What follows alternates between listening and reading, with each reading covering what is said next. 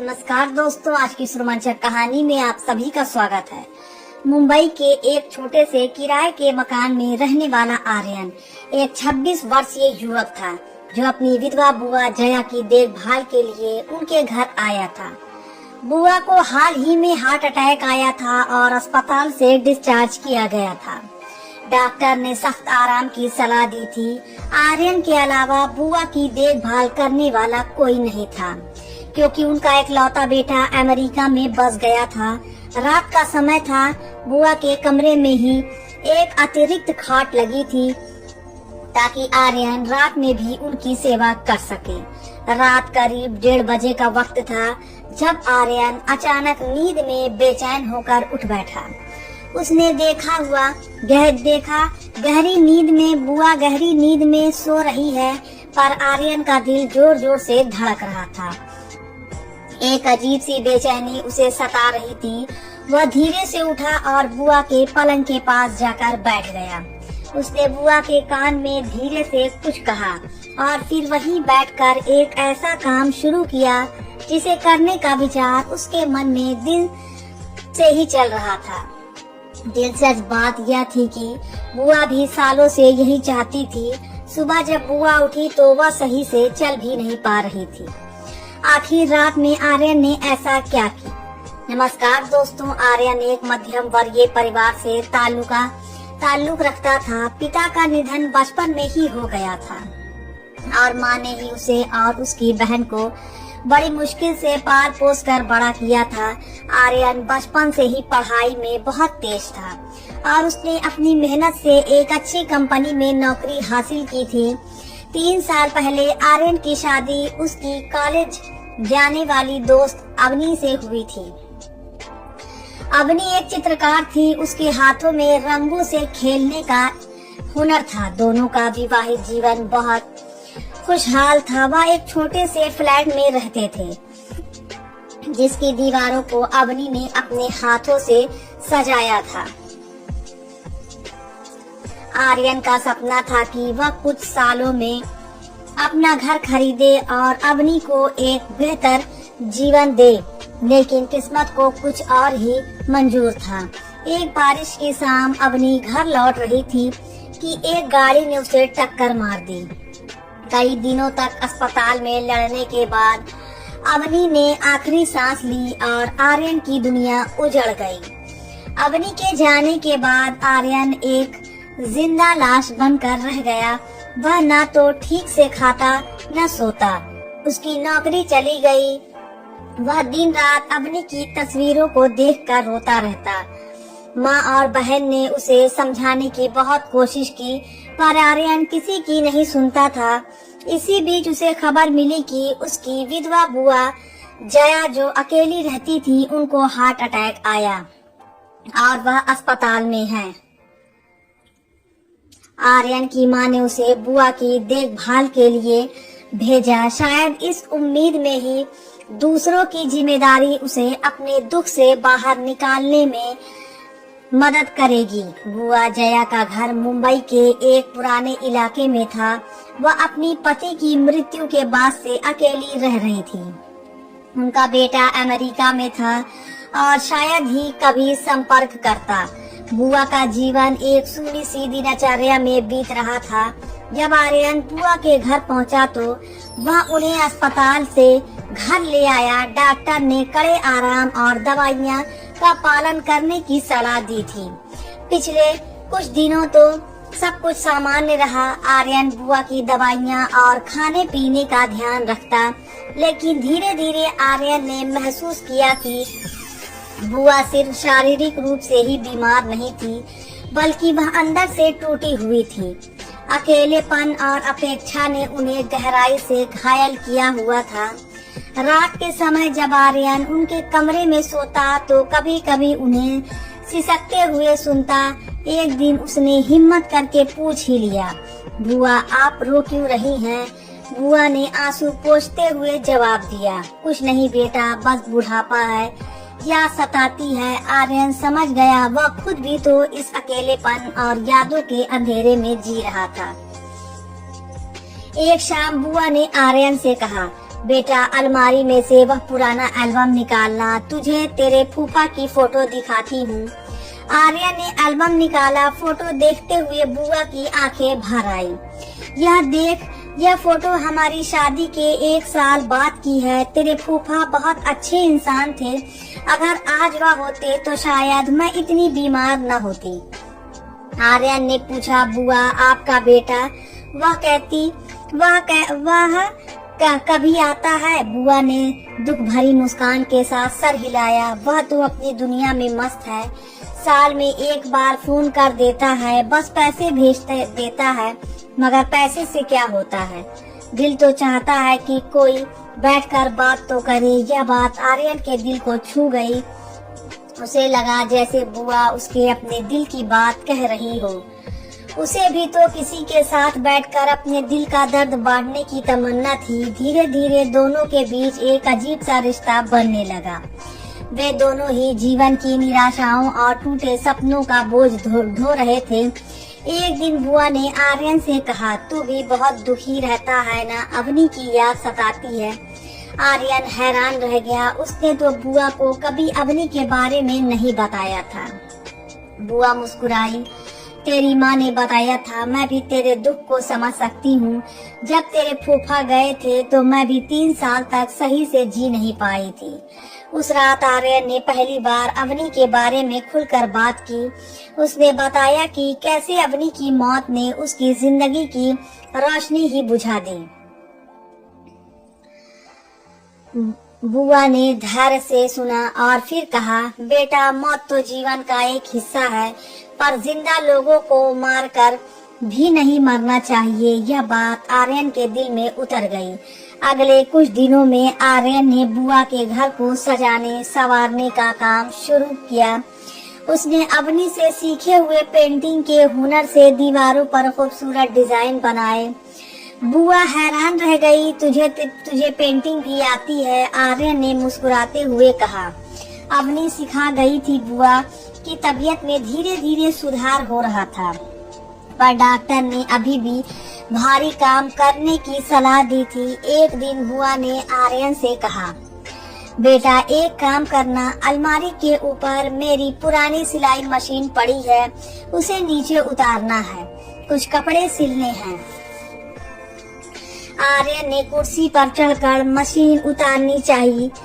वह बहुत भारी थी। संतुलन बिगड़ा और आर्यन नीचे गिर पड़ा। बुआ ने घबराकर उसे पकड़ने की कोशिश की, पर दोनों ही जमीन पर आ गए। एक पल के लिए सन्नाटा छा गया। फिर दोनों एक दूसरे को देखकर हंस पड़े, पर उस हंसी के पीछे एक अजीब सी खामोशी थी। आर्यन ने महसूस किया कि बुआ का शरीर उससे सटा हुआ है और वह अचानक शर्मिंदा हो गया। उसने जल्दी से उठकर बुआ को भी उठाया। माफ करना बुआ, मैं संभाल नहीं पाया, आर्यन ने कहा। बुआ ने हल्की सी मुस्कुराहट के साथ जवाब दिया, कोई बात नहीं बेटा, पर तू ठीक तो है ना? उस घटना के बाद से आर्यन के मन में एक अजीब सी बेचैनी पैदा हो गई। वह बुआ के प्रति अपनी भावनाओं को समझ नहीं पा रहा था। एक तरफ तो वह उन्हें माँ की तरह मानता था, पर दूसरी तरफ उनकी नजदीकी और एकांत में बताए गए पल उसके मन में कुछ और ही भावनाएं जगा रही थी। एक रात आर्यन सो नहीं पा रहा था। उसकी नजर बुआ के पलंग पर पड़ी, जहां वह सो रही थी। चांदनी उनके चेहरे पर पड़ रही थी और आर्यन ने पहली बार महसूस किया कि बुआ अभी भी बहुत खूबसूरत है। उनके चेहरे पर उम्र की झुर्रियां भी थी, पर एक अलग ही किस्म की खूबसूरती थी। आर्यन ने खुद को डांटा, यह क्या सोच रहा हूँ मैं, यह तो गलत है। पर उसका दिल और दिमाग उसके काबू में नहीं था। वह दिन भर बुआ के बारे में ही सोचता रहा। उनकी मुस्कुराहट, उनकी बातें, सब कुछ उसे अजीब सी शांति देता। आखिरकार वह रात आ ही गई जब आर्यन से रहा नहीं गया। रात करीब 1:30 बजे वह उठा और बुआ के पलंग के पास जाकर बैठ गया। उसका दिल जोर जोर से धड़क रहा था। उसने बुआ के कान में धीरे से कहा, बुआ सो रही हो? बुआ ने आंखें खोली। वह भी सो नहीं पा रही थी। क्या हुआ बेटा? आर्यन ने हिम्मत जुटाई और बोला, मैं कुछ कहना चाहता हूँ बुआ। बुआ ने उसे गहरी नजरों से देखा, मानो वह उसकी आत्मा तक पढ़ रही हो। बोल बेटा, आर्यन ने कहा। मैं जानता हूँ कि यह गलत है, पर मैं रोक नहीं पा रहा हूँ। मैं आपके बिना रह नहीं सकता। एक पल के लिए सन्नाटा छा गया। आर्यन को लगा कि बुआ गुस्सा हो जाएगी, पर ऐसा कुछ नहीं हुआ। बुआ की आंखों में आंसू आ गए। उन्होंने आर्यन का हाथ थाम लिया और बोली, मैं भी बेटा, मैं भी इस अकेलेपन से तंग आ चुकी हूँ। यह वही पल था जब दो टूटे हुए दिल एक हो गए। दोनों ने समाज, रिश्तों और सही गलत की सारी दीवारें तोड़ डाली। उस रात वह दोनों शरीर नहीं बल्कि दो आत्माएं थी जो एक दूसरे के दर्द को समझ रही थी। सुबह जब बुआ उठी तो वह सही से चल नहीं पा रही थी। शारीरिक कमजोरी तो थी ही, पर उस रात के भावनात्मक तूफान ने भी उन्हें कमजोर कर दिया था। जब आर्यन ने उन्हें नाश्ता ला कर दिया तो दोनों की नजरें मिली और एक अजीब सी शर्मिंदगी और अपने रिश्ते का मिश्रित भाव दोनों के चेहरे पर था। आर्यन, बुआ ने धीरे से कहा, कल रात जो हुआ। आर्यन ने उनकी बात काटते हुए कहा, वह सही हुआ बुआ, हम दोनों के इसकी जरूरत थी। उस दिन के बाद आर्यन और बुआ के रिश्ते में एक नया मोड़ आ गया। वह अब सिर्फ बुआ और भतीजा नहीं रहे, बल्कि दो ऐसे इंसान थे जो एक दूसरे के सहारे थे। आर्यन ने बुआ के घर को और भी खूबसूरत बनाना शुरू किया। उसने बालकनी में पौधे लगाए, कमरों को रंग बिरंगी पेंटिंग से सजाया। बुआ ने भी नया जीवन पाया। वह फिर से हंसने बोलने लगी। उनके चेहरे पर चमक लौट आई। वह आर्यन के लिए उसकी पसंद के व्यंजन बनाती और दोनों साथ बैठकर खाते। एक शाम बुआ ने आर्यन से कहा, तूने मेरी जिंदगी में फिर से रोशनी ला दी है। मैं तो मरने के लिए तैयार बैठी थी। आर्यन ने उनका हाथ थाम लिया। आपने भी तो मुझे जीना सिखाया है। मैं अवनी को भूल नहीं सकता था, पर अब मैं समझ गया हूँ कि जिंदगी आगे बढ़ती है। 3 महीने इसी तरह बीत गए। आर्यन ने एक नई नौकरी ढूंढ ली थी और बुआ की तबीयत पूरी तरह से ठीक हो गई थी, पर दोनों जानते थे कि यह सब छुपा कर रखना होगा, क्योंकि दुनिया इसे कभी नहीं समझेगी। एक दिन अचानक बुआ के बेटे का फोन आया कि वह अगले हफ्ते भारत आ रहा है।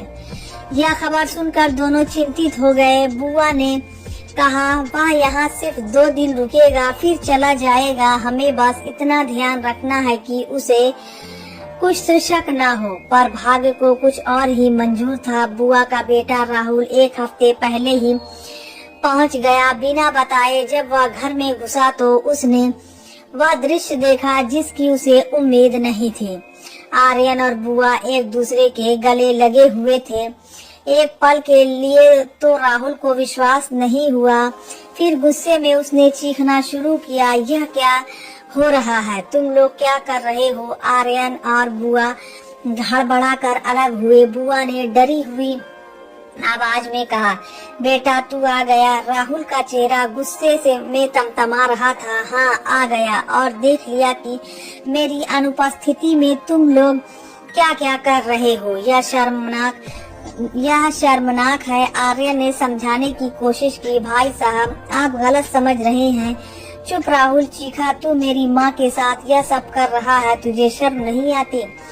उसने आर्यन को धक्का दिया और मारने के लिए आगे बढ़ा। बुआ ने बीच में आकर रोक लिया, रुक जा, तू कुछ भी करने से पहले सुन ले। राहुल ने गुस्से में घर का दरवाजा पटक दिया और चला गया। उस रात आर्यन और बुआ चुपचाप बैठे रहे।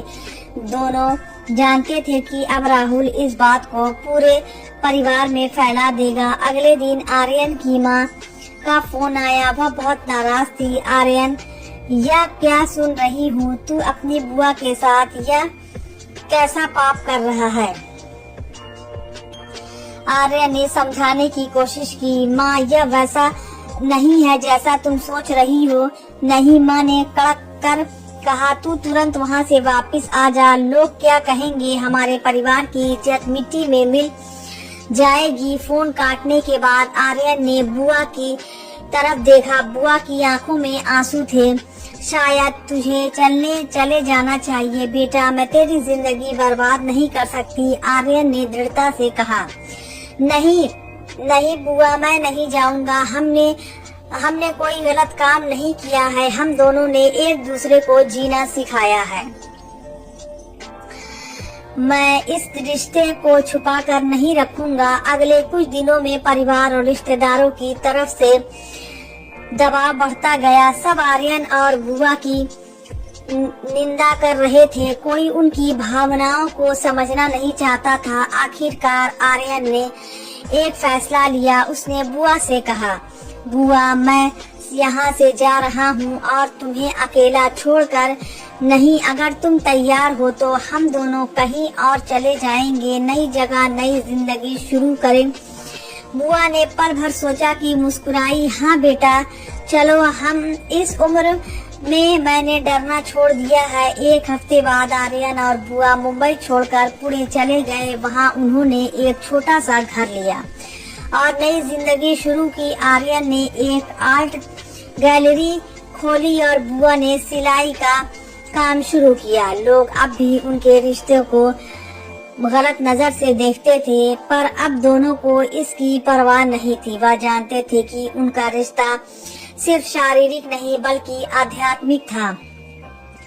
दो टूटे हुए दिल ने एक दूसरे को सहारा दिया था और एक नए जीवन बनाया था। एक शाम पुणे की अपनी बालकनी में बैठे हुए बुआ ने आर्यन से कहा, क्या तुझे कभी अफसोस है? आर्यन ने मुस्कुराते हुए जवाब दिया, नहीं बुआ, बिल्कुल नहीं। हमने वह किया जो हमारे दिल ने कहा और कभी कभी दिल की सुनना ही सही होता है, चाहे दुनिया कुछ भी कहे। बुआ ने उसका हाथ थाम लिया और दोनों चुपचाप सूरज को अस्त होते हुए देखने लगे। उनकी जिंदगी अब पूरी तरह से बदल चुकी थी। इस बार बदलाव खुशहाली लेकर आया था। तो दोस्तों, यह थी हमारी आज की कहानी। अगर आपको पसंद आए तो लाइक कर दें और हमारे चैनल को भी सब्सक्राइब कर लें। मिलते हैं अगली वीडियो में, तब तक के लिए धन्यवाद।